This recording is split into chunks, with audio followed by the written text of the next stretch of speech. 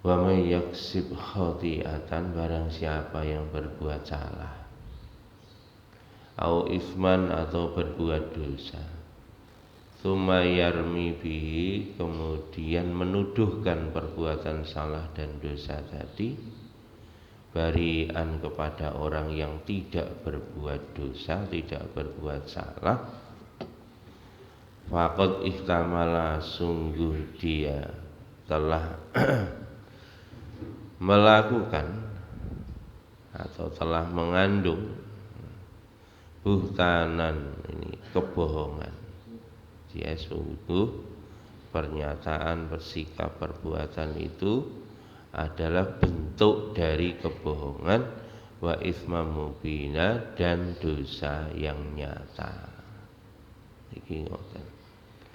Niki hati-hati nggih. Awit ini pun disampaikan wong ora salah dituduh salah, mengambing hitamkan orang lain, cari keselamatan diri. Niki nak wong sing ngeten niki faqad ihtamala buhtanan wa isma mubina, dosane loro. Dosa dia berbuat salah, berbuat dosa. Yang kedua dosa karena bohong. Makanya hati-hati.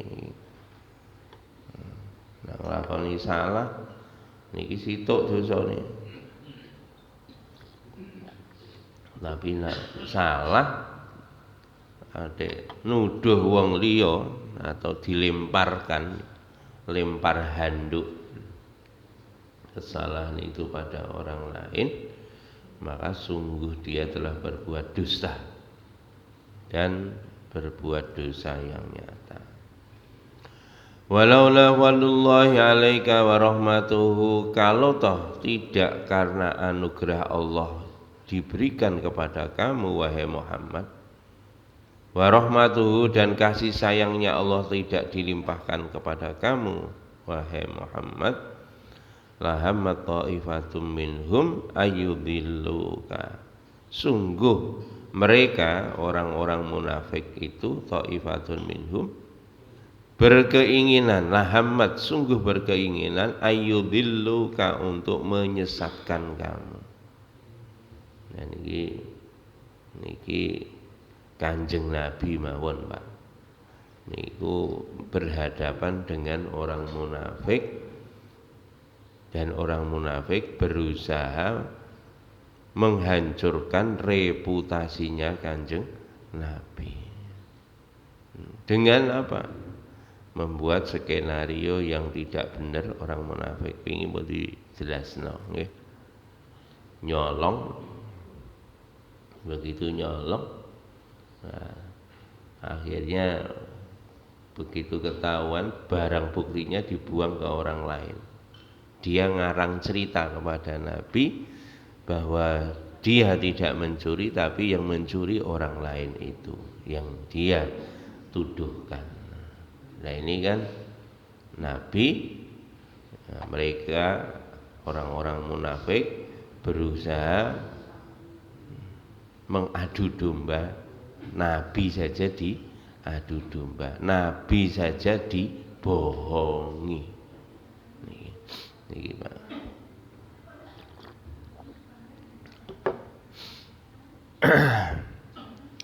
Wa ma yudilluna illa anfusahum, sesungguhnya mereka tidak menyesatkan kecuali kepada diri mereka sendiri.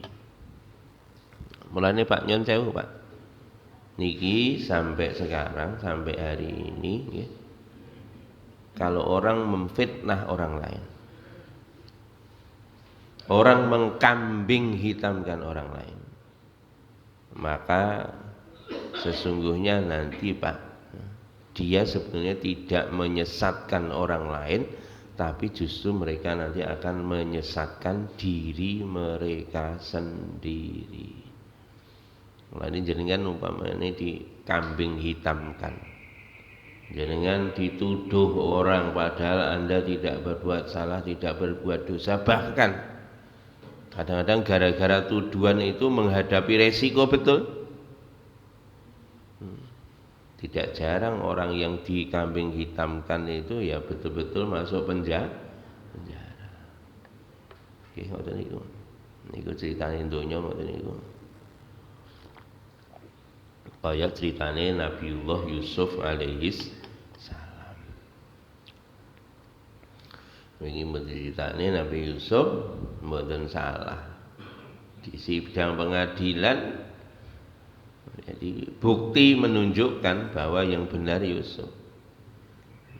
Tapi pun karena hukum berpihak pada penguasa, tetap Nabi Yusuf dijeblosnya ke dalam penjara.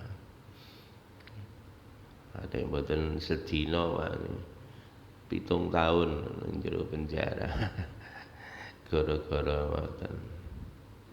Tapi Allah sampaikan wa ma yadurrunaka min syai'.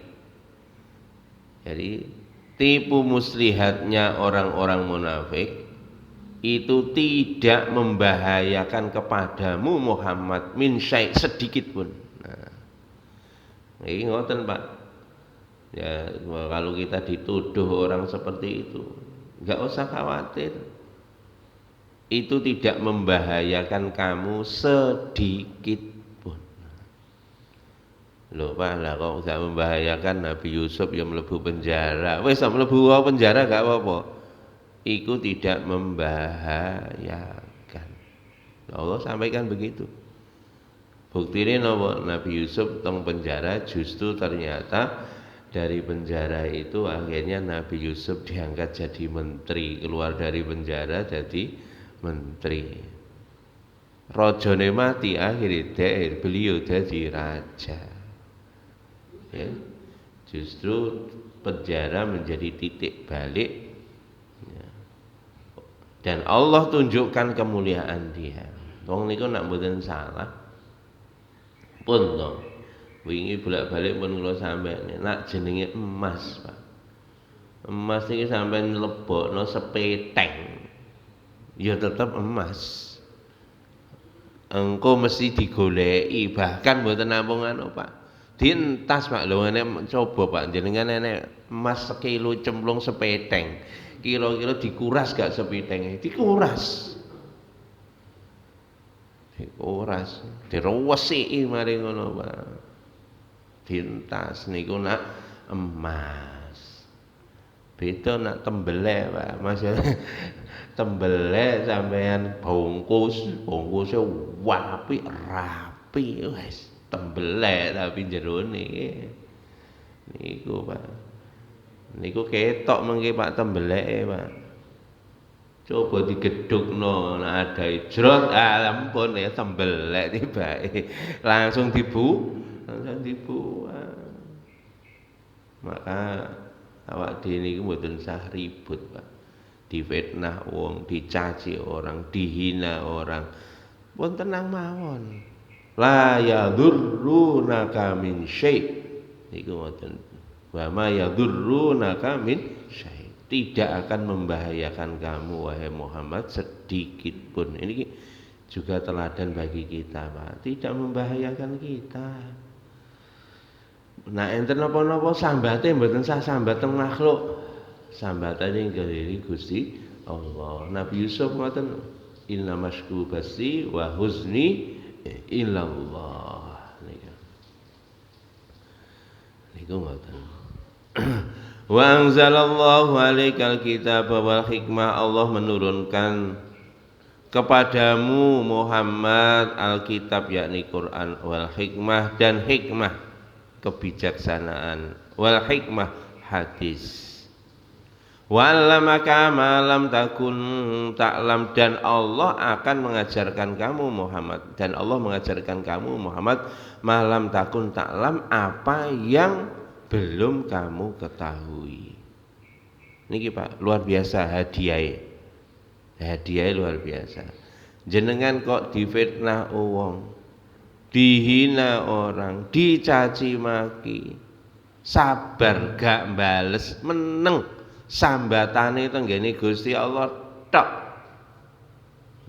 Yakin makhluk tidak bisa memberi manfaat, tidak bisa memberi mudarat, walaupun kenyataannya dedel duel. tapi tetap sangka baik kepada Allah.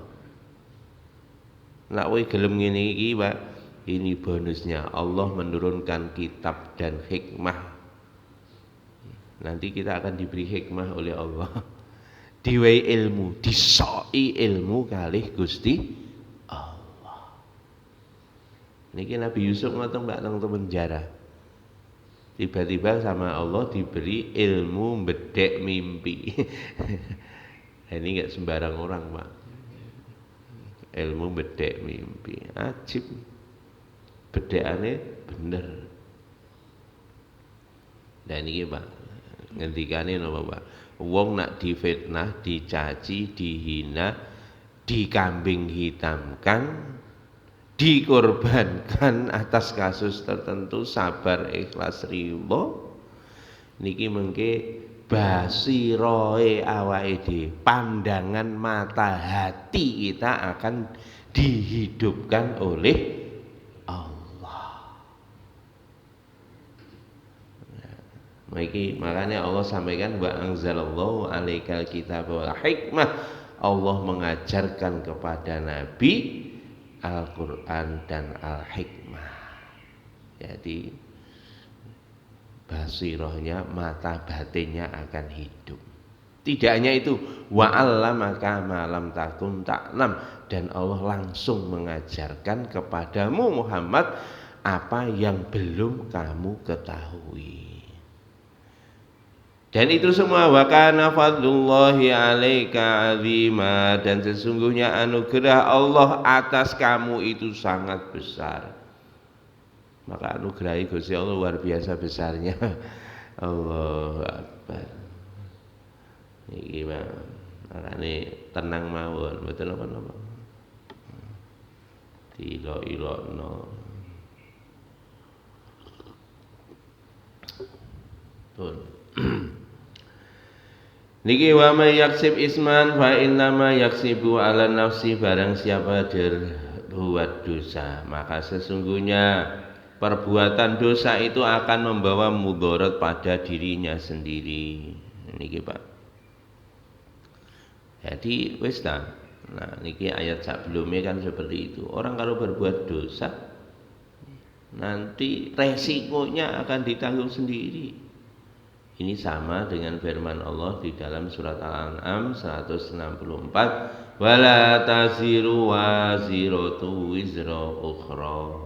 Niki Pak. Orang berbuat salah itu tidak akan bisa menanggung perbuatan salah orang lain. Yakni Allah yaghni ahadun min ahad an ahadin. Nah, wong liya berbuat salah, maka dia tidak akan mempengaruhi orang lain. Kesalahan orang lain ditimpakan, tidak bisa. Dibuang kesalahan kepada orang lain, tidak bisa. Walaupun ketoke ning donya ketok iso mengkambing hitamkan orang lain, bisa kelihatannya di dunia. Disiapkan bukti, disiapkan ini. Bahkan di engineer ya, direkayasa. Iso. Tapi catatan di hadapan Allah, Allah Maha tahu. Wa inna ma'ala kulli nafsin ma 'amilat la yahmilu anha ghairaha. Sesungguhnya perbuatan dosa itu akan ditanggung sendiri, tidak bisa ditanggungkan kepada orang lain. Niku. Wa kana Allahu aliman hakima. Lah ini karena apa? Semua perbuatan salah, perbuatan dosa sudah ada rekamannya di langit. Tidak ada yang hilang dari pengawasan Allah. Ay min ilmihi, dari ilmunya Allah, wa hikmatihi, dan hikmahnya Allah, wa adlihi, dan adilnya Allah, wa rahmatihi, dan kasih sayangnya Allah. Ini akan tercurah terus kepada orang-orang yang dia berbuat benar, itu akan disayangi oleh Allah, diketahui oleh Allah. Orang berbuat dosa juga begitu, dia akan dilihat oleh Allah dan dia akan berhadapan dengan pengadilannya Allah, dan ini tidak akan hilang rekaman itu. Maka dari itu wa may yaksib khati'atan aw isman summa yarmi bihi bari'an.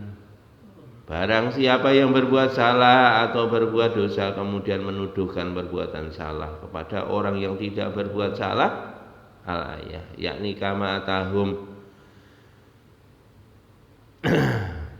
Banu Ubairik bisonihim lil alqabih dzalikar rajul as-shalih wa huwa Labid bin Sahal kama taqaddama fil hadis. Jadi ini terkait dengan ceritanya Banu Ubairik yang mencuri baju besi, kemudian dia menuduhkan kesalahan yang dia perbuat itu kepada seorang laki-laki yang soleh namanya Labid bin Sahal.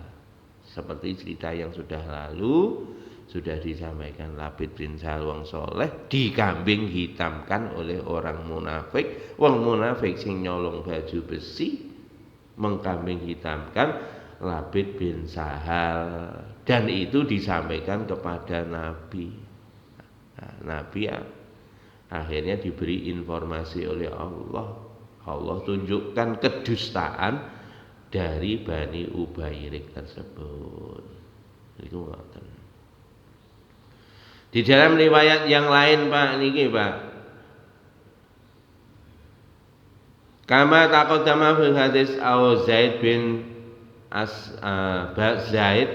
bin As-Samin, yakni al-Yahudi alama qalahul akharun wa kana bari'an wa hum zalimatul khonati. Ini juga di dalam riwayat yang lain, yang dituduh mencuri itu tadi, yang dilempar atau yang dijadikan kambing hitam tadi, itu namanya Zaid bin Samin. Siapa Zaid bin Samin? Zaid bin Samin itu orang Yahudi. Orang Yahudi. Maka ini pun Allah tunjukkan Pak. Artinya nopo Pak? Mengkambing hitamkan orang kafir saja tidak boleh, ngoten lho. Walaupun jenengan berbuat salah, berbuat dosa, terus nyun sewu mengkambing hitamkan orang Yahudi. Hati-hati zaman saat niki Pak. Zaman saat niki niku ngoten niku Pak. Masyaallah. Diviralno. Seolah-olah sing berbuat dia. Ana nek saiki jenenge apa? Teori konspirasi. Teori konspirasi. Padha raruwe, Pak. Iku jane ilmu gotak-gatik gathuk. Barang gak enek hubungane dihubung-hubungno. Titik-titik kesalahane ditimpakan ke wong Yahudi kuwi. Iku sing rekayasa mereka iku ngono, Pak. Roh to sampean? Ya ora roh, iku teori konspirasi. Jarene ngono, jarene. Makanya kita orang beriman nak gak ngerti gak usah ngomong. Ora roh. Kalau kita ngomong berarti sama dengan menyebarkan kebohongan. Makanya Nabi bersabda, kafa bil mar'i kaliban ayyuh disa kullama sami'a. Cukup seorang itu dikatakan pembohong kalau dia senantiasa menceritakan setiap apa yang didengarnya tanpa klarifikasi. Niki berarti pembohong, Pak. Sing dikrungokne langsung diceritakno. Sing diterima saka grup WA langsung di share tanpa klarifikasi. Nak sampean kelakuane ngono kuwi niku termasuk sampean kelompok pembohong. Pembohong niku dulure wong munafik. Ayatul munafiki salasun. Nggih, cirine wong munafik ada telu. Idza hadasa kadzdzaba, jika berbicara bohong. Niku Pak. Wa idza wa'ada akhlafa, kalau janji ingkar. Wa idza tumina khona, nak diberi kepercayaan dia berkhianat. Niku cirine wong munafik. Hati-hati. Aja sarser.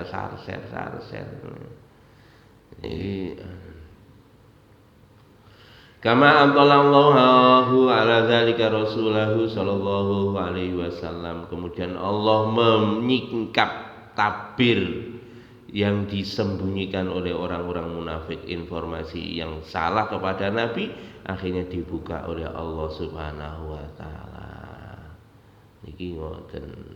Maka dari itu hati-hati. Makanya Allah sampaikan walaula fadlullahi 'alaika wa rahmatuhu hammat ta'ifatu minhum ayyudilluka wa may yudilluna illa anfusahum wa may yadurrunaka min syai'. Nah niki ngoten. Kalau toh tidak karena rahmatnya Allah, kalau toh tidak karena anugerahnya Allah, tentu mereka orang-orang munafik itu akan menyesatkan engkau wahai Muhammad. Sesungguhnya dia tidak menyesatkan kecuali atas diri mereka sendiri. Ya, mereka tidak menyesatkan kecuali untuk diri mereka sendiri. Wa ma yadurrunaka min syai', dan tidak akan membahayakanmu Muhammad sedikit pun. Ini pun juga berlaku untuk kita, tidak membahayakan kita umat Muhammad sedikit pun orang yang memfitnah kamu. Masya Allah. Ini kisah ini terkait dengan tadi Bani Ubairik. Maka Allah menyelamatkan baginda Nabi Shallallahu Alaihi Wasallam dari apa namanya skenario jahatnya orang-orang munafik. Walaupun Nabi tidak tapi Nabi mereka berusaha menggiring Nabi supaya memberi stigma negatif kepada orang yang tidak bersalah. Maka Nabi jadi korban, jadi korban. Maka ditunjukkan oleh Allah kebenaran ini untuk mensucikan baginda Nabi Sallallahu Alaihi Wasallam. Maka dari itu Allah menurunkan ayat ini.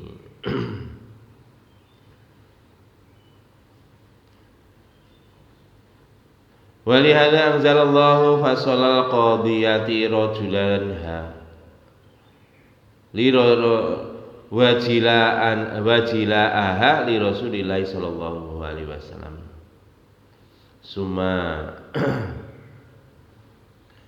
imtana alaihi bita'yidi iyahu bi jamil ahwali wa ismatihi lahu wa ma anzala alaihi minal kitabi wa wal Qur'an wal hikmah. Jadi Allah mensucikan baginda Nabi sallallahu alaihi wasallam. Allah beri informasi bahwa apa yang disampaikan oleh orang Ubairik tadi adalah salah, yang dituduh tadi adalah orang yang benar, diberi informasi kepada baginda Nabi Sallallahu Alaihi Wasallam. Masya Allah. Kemudian Allah menurunkan kepada Nabi Alkitab dan Quran dan juga hikmah. Wa 'allamaka ma lam takun ta'lam, dan Allah mengajarkan kepada kamu apa yang kamu belum tahu. Ai qabla nuzuli dzalika 'alaik, yakni sebelum turunnya sesuatu itu Nabi tidak tahu. Akhirnya diberitahu oleh Allah. Maka dzalika auhayna lika ruham min amrina ma kunta nadri mal kitab. Dan ini Pak, ini di dalam surat Asy-Syura juga begitu, ayat 52. Demikianlah kami wahyukan kepada engkau wahai Muhammad dari wahyu kami, min amrina, dari amernya kami. Makum tata, dari sebelumnya kamu tidak mengetahui apa itu isi dari Alkitab, yakni Al-Qur'an. Wa qala ta'ala wa ma kunta tarju ayyulqa ilaikal kitabu illa rahmatan mir rabbik. Sesungguhnya engkau Muhammad, kamu tidak pernah mengharapkan sedikit pun bahwa Quran diturunkan kepada kamu, tetapi Allah memberikan rahmat kepada kamu sehingga Allah memberikan Alkitab kepada kamu. Nah ini Pak, ini Nabi sendiri dulu sebenarnya tidak pernah mengharapkan ben oleh wahyu, mboten pernah ngarep-ngarep biyen. Tapi kalau Allah menghendaki, ya sudah, Allah beri anugerah kepada baginda Nabi Sallallahu Alaihi Wasallam karena rahmatnya Allah. Dan ini Pak. Maka fadlullahi alaika azima, anugerah Allah itu adalah sangat besar. Nah ini pun. Niki justru dengan begini maka menunjukkan bahwa Al-Quran itu kalam yang murni dari Allah Subhanahu wa Ta'ala, bukan hasil halusinasinya Kanjeng Nabi, karena Kanjeng Nabi sendiri tidak mengharapkan, ya. Dan itu Pak, justru sing ngarep-ngarep gak diangkat dadi nabi. Mulane ngoten Pak, orang nak golek kemuliaan, ngarep-ngarep dapat kemuliaan dari manusia, maka yang didapat justru kehinaan. Sinten dadiin kan wong Bani Israel itu pengen Nabi akhir zaman itu dari golongan Bani Israel. Ternyata Allah turunkan yang dipilih oleh Allah jadi nabi justru dari Bani Ismail, yakni orang Arab, Kanjeng Nabi Agung Muhammad sallallahu alaihi wasallam. Sing ngarep-ngarep tambah ora oleh. Makane pun kita niku ridho ngoten mawon diparingi Gusti Allah dados napa mawon alhamdulillah, mboten sangarep-arep. Nggih. Mulane kula riyen dipeseni guru kula almarhum Kiai Sulaiman Afandi ngoten. Allah yarhamu. Gak usah cita-cita jadi kiai. Gak oleh cita-cita jadi kiai. Tapi nenek wong njaluk wuru awakmu jam pira wae ladenono ngono. Pesene ngoten to. Lah ngoten, Pak. Makanya wis gak usah golek kemuliaan di hadapan manusia, di hadapan makhluk. Sudah, kita pengen mulia di sisi Allah. Tapi kalau mulia di sisi Allah Pak, otomatis Pak.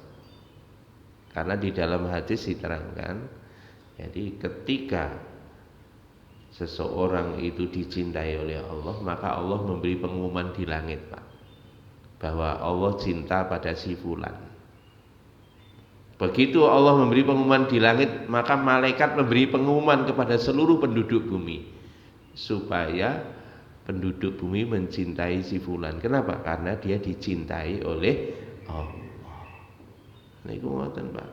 Wis to gak usah golek. Makanya awake dhewe itu mencari cinta kepada Allah, gak usah golek cintane makhluk. Nah, golek cintane Gusti Allah niku mesti nggo hasile niku ya makhluk akan cinta kepada kamu. Niku ngoten.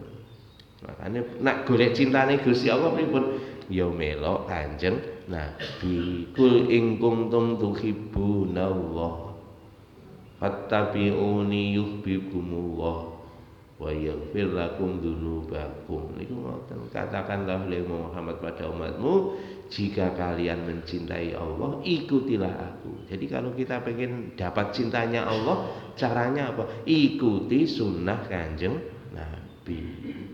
Kalau ikuti sunnah Kanjeng Nabi, yuhibbukumullah, Allah akan cinta kepada kalian.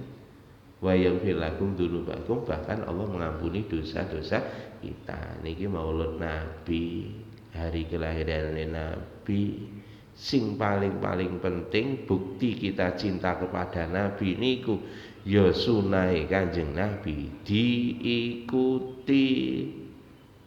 Ya, jenengan mencintai ngomong cinta Rasul, tapi gak gelem melok sunai Kanjeng Nabi niki berarti bohong cintane. Masya Allah. Cinta Nabi sing dieloni sing penak-penak tok, sing gak penak gak gelem. Nah niki berarti ya bohong. Mulane pun bukti cinta sejati, senenge Kanjeng Nabi, susahe Kanjeng Nabi, risonya Kanjeng Nabi, ya kita ikut mewarisinya. Nabi difitnah wong, ya sampean kudu siap difitnah wong. Nabi diludahi orang, kita juga harus siap diludahi orang. Pun pernah Pak didoni wong sampean Pak? Dereng lah yo. Kanjeng Nabi pernah didoni kok. Ya lah. Coba toh. Tahunya. Makanya seperti itu Bapak. Kawai dia dipitnah sithik ngelsulo. Padahal dulu Nabi menghadapi seperti itu. Nabi senantiasa dicaci maki, dihina itu karena dakwah. Makanya nak kita itu Pak mau berdakwah akan berhadapan, siap-siap berhadapan dengan kondisi semacam itu. Karena Nabi melakukan itu, akibatnya juga seperti itu. Makanya Masya Allah, nanti di belakang ini ayat itu akan diteruskan seperti itu. Fitnah-fitnah itu akan datang kalau kita menyuarakan kebenaran, mengajak manusia kepada Allah. Tapi nggak usah khawatir, fitnah-fitnah itu tidak membawa efek negatif kepada kamu sedikit pun. Niku sing perlu dipahami nggih. Pun wonten mawon nggih, ada benar dari Allah. Pripun?